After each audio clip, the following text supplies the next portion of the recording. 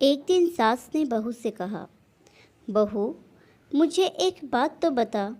मैं तुझे इतना डांटती हूँ, कोसती हूँ और बुरी बुरी बातें कहती हूँ, और तू पलट कर जवाब भी नहीं देती और ना ही गुस्सा करती है, बस हंसती रहती है। बहू को तो जैसे सुनाने के लिए कहानी मिल गई। कहने लगी, माँ जी, आपको एक बात बताती हूँ। जब मैं छोटी थी तो मुझे हमेशा ऐसा लगता था कि मेरी माँ मेरी सगी माँ नहीं है, क्योंकि वह मुझसे घर के सारे काम करवाती थी। कोई काम मुझसे गलत हो जाता तो मुझे डांट भी पड़ती और कभी कभी तो मार भी पड़ती। लेकिन माँ थी वह मेरी, मुझे उनसे डर लगता था, कभी कभी गुस्सा भी आ जाता, लेकिन मैंने कभी उन पर गुस्सा किया नहीं। यहाँ तक कि जब मैं कॉलेज से थकी हुई घर आती तो कुछ देर आराम करने के बाद तुरंत मुझे सारे काम करने पड़ते। फिर जब मेरी भाभियाँ आई तो जैसे मेरे काम और ज़्यादा ही बढ़ गए।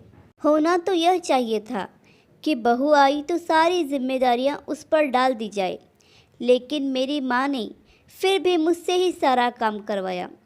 कभी कभी तो भाभियों का काम भी मुझसे करवाए और कहती, कर दिया करो, कुछ नहीं होगा, तुम्हें ही आसानी होगी जब तुम अपने ससुराल जाओगी।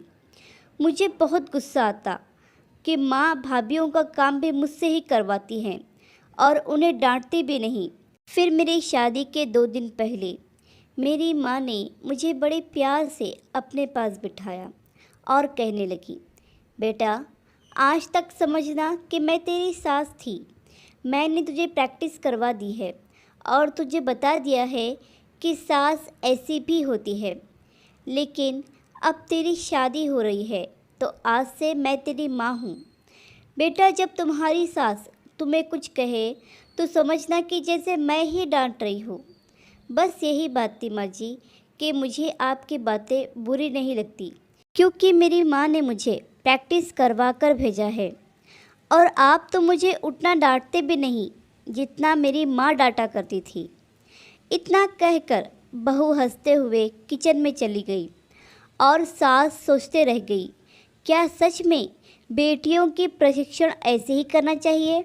आशा करती हूँ कि कहानी आपको पसंद आई होगी।